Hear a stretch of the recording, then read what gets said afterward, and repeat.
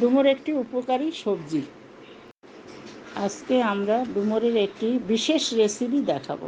চলুন আমরা রেসিপিটা দেখে নিই।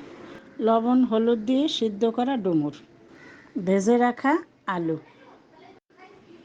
আদা বাটা, 5টা গোটা কাঁচা লঙ্কা, 2 চামচ পোস্ত, এগুলি ভালো করে মিক্সিতে পেস্ট করে নিয়েছি। 1 চামচ হলুদ গুঁড়া দিয়েছি, আর 1 চামচ লবণ দিয়েছি, 1 চামচ জিরার গুঁড়ো দিয়েছি, 2 চামচ চিনি দিয়েছি।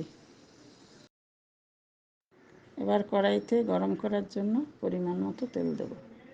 সামান্য গোটা জিরে ফোড়ন দেব। একটা গোটা টমেটো কেটে নিয়েছি। তেলের মধ্যে এখন মেশানো মশলাটাকে দিয়ে দিলাম।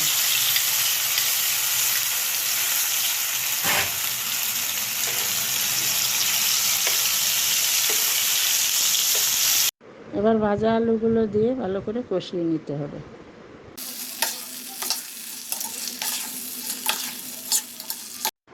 ডুমুরগুলোকে দিয়ে ভালো করে কষিয়ে সামান্য পরিমাণ জল দিতে হবে।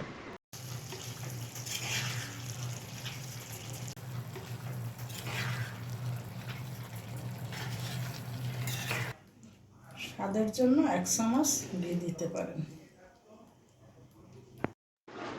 তরকারিটা হওয়ার পরে সামান্য পরিমাণ গরম মশলা দিয়ে নামিয়ে নেব।